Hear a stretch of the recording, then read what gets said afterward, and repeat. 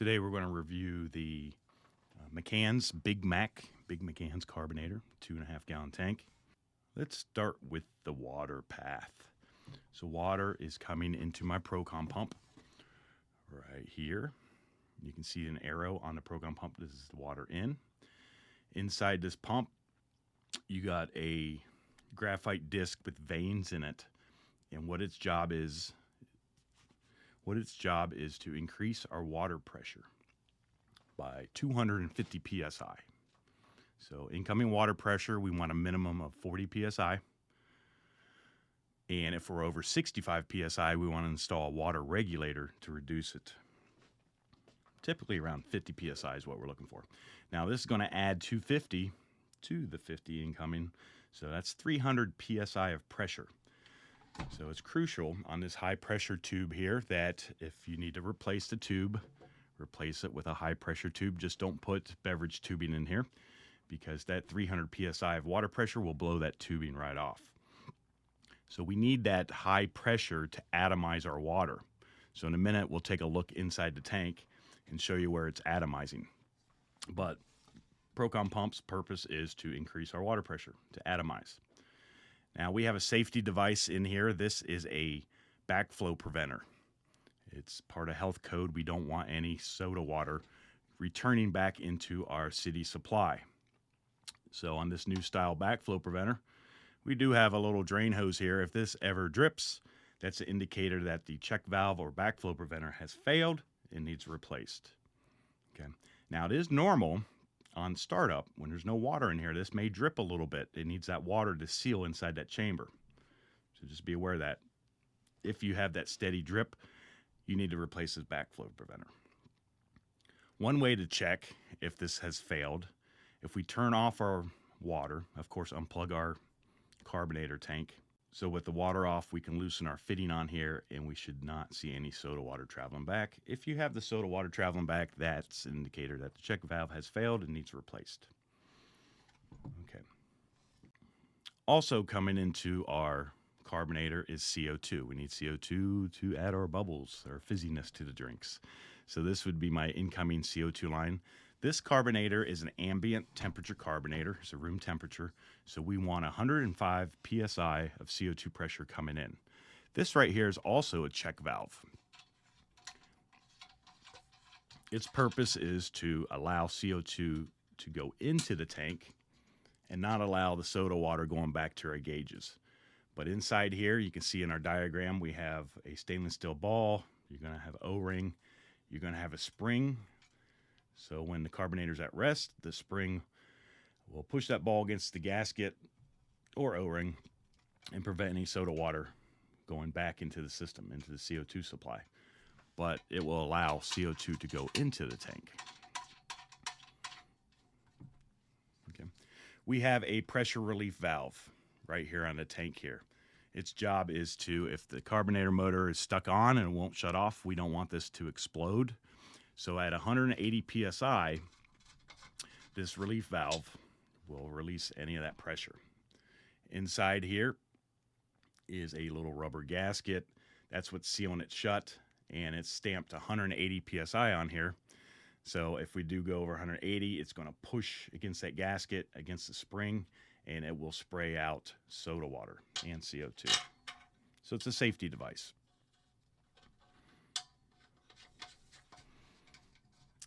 The other two lines here, this is my outgoing soda lines. You can see in our diagram, we have dip tubes at the bottom of our tank to pick up any soda water, and this will be pushed out to our fountain unit. Okay. This one has a mechanical switching device. This is a float probe. It's like a bobber in there, and there's a sensor that's looking for a magnet. If it finds the magnet, it's going to close the switch, provide power to our motor to make new soda water. When that bobber raises, it loses contact with that magnet and turns off our motor. So it's just an on-off switch. So if we look inside our tank, our water pressure, remember that Procon pump is kicking it up, adding 250 psi of pressure, plus incoming water pressure around 50. So 300 psi of water is coming through this tube here. And at the end of that tube, it's going to atomize. It turns that water into a real fine mist. Next to that pipe is our CO2, 105 psi of CO2 pressures coming in, and both those pipes are sitting right next to each other. So if we look inside that tube there, you see the two pipes, the CO2 and the water, are right next to each other. The water at the end of this tube is a real fine mesh screen, and that's atomizing that water, turning it into a fine mist. CO2 is already gas, so in here, what we're doing is bonding the CO2 molecules to the water to make our soda water. That's how we blend it together. Okay, back to our carbonator tank here. We are going to remove the switching device, the float probe here. In the real world, before we tap into this tank, we want to depressurize. So what we want to do is unplug the switching device. We want to turn off our water, turn off our CO2. And what we're going to do is open our vent here. We can manually open this vent and vent out all the pressure. Now, as we're in that tank, I'd leave that relief valve in the open position. That's with the lever up. That way, as I shake the tank, it almost acts like a 2-liter bottle. That soda is going to rush out at me. So just leave that open once it's depressurized as you do the repair. Okay, so we remove the 3 screws on the float probe. Now, this is a new style float probe. It's a 2-piece probe. So this is going to pull out the sensor part. And this is what's looking for that magnet that's in that bobber. Now, the old school ones were just a 1-piece probe. And I always release the pressure off of here anytime I get in here, because I'm not sure if it's a new style or old style. Now, they used to say, the red one was the old style, but I've seen really old ones that had a black top. Black was an indicator. It's a new style 2-piece, but I've seen black ones back in my day, 1-piece, and we don't want to take that chance, take this off there, and have 105 pounds of pressure rush out at you here. Okay, so once the top piece is removed, we can undo the lower piece. So you're going to need a 1/4-inch nut driver on this. Mine today are finger tight. I cheated.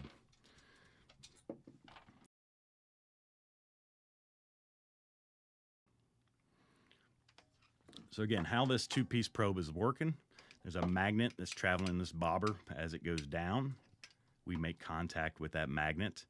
The motor will run, so the switch will be closed. As this bobs up in the water, floats to the top position, this sensor loses that magnet and it will shut off.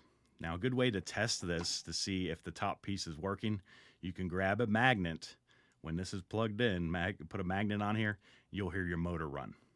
Remove the magnet or the motor will stop running. So a good way to test your probe here. I get close to this, that motor kicks on. You remove it, it turns off. So a good way to test if this sensor's bad or not. In this case, it is a good sensor. Now, the float piece here is all mechanical, but I've seen it kind of rust up and somehow it loses that magnetism in the magnet and goes bad. But you can order these separately, or they come together in a kit and just replace them both if it failed. So, how I know this has failed. So your service call will be all drinks are blowing air or blowing gas. That's an indicator right away you have a carbonator problem. If you're not getting any soda water, just a blast of CO2. So find your carbonator. Make sure it's plugged into the wall. Make sure your wall outlet has power.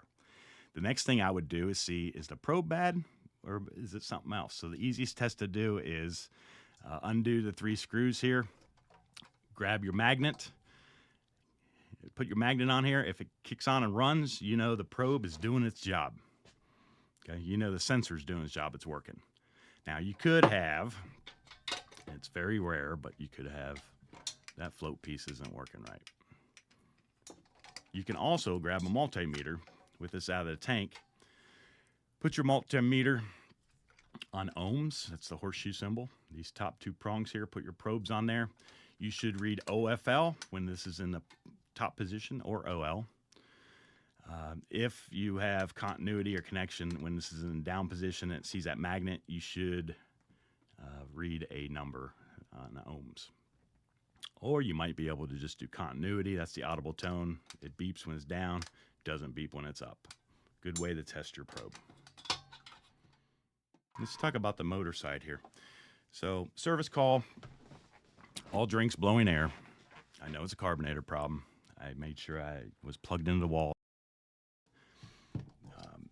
Checked my probe. Probe turned out good. Well, good chance there's something wrong with the motor side here, whether the Procom pump is locked up or the motor itself is locked up. What we can do, first thing to do is separate the Procom pump from the motor, and you can separate this with your water on and your CO2 on. This is a sealed pump here. So we're just going to undo this clamp here. So a Phillips screw here.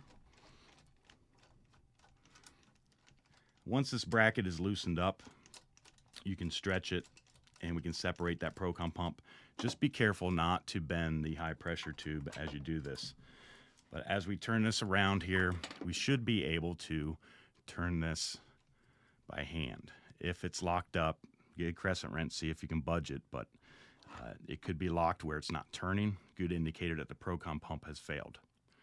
We can also see if that motor, the shaft of that motor, the rotor is good.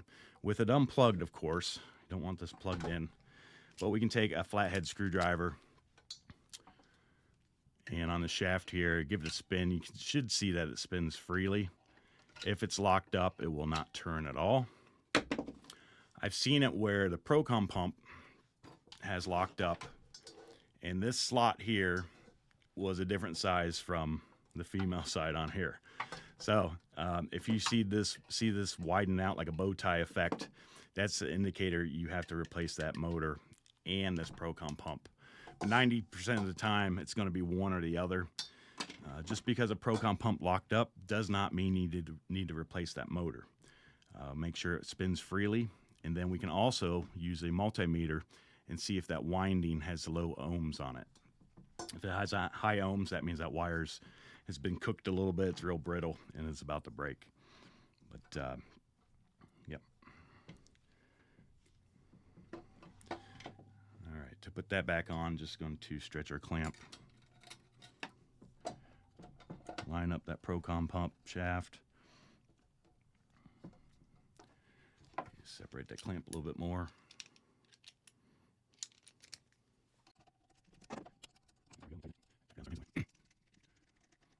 A couple other things on a Procom pump. You do have a couple acorn nuts here.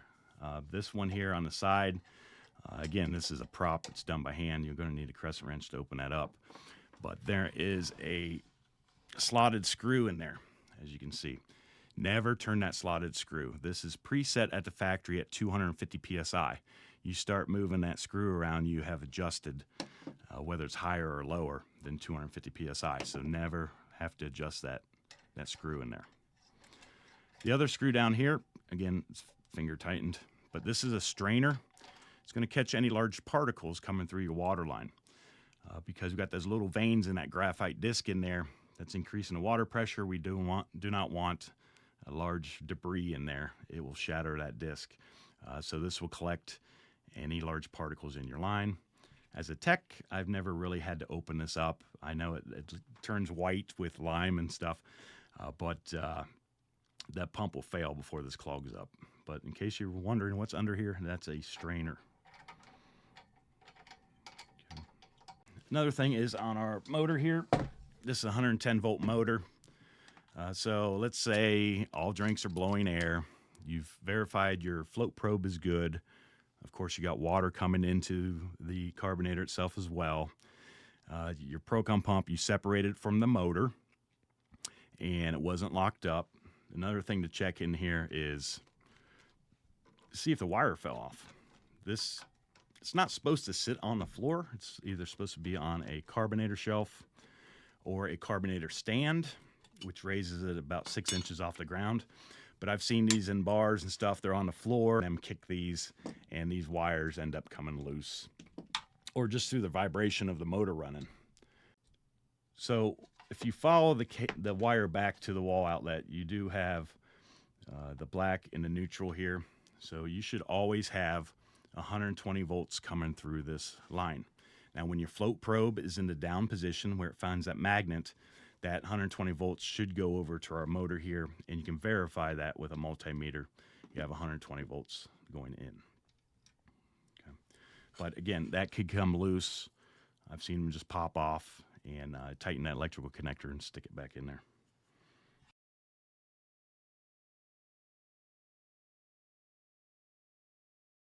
So that is our Mccanns Big Mac Carbonator.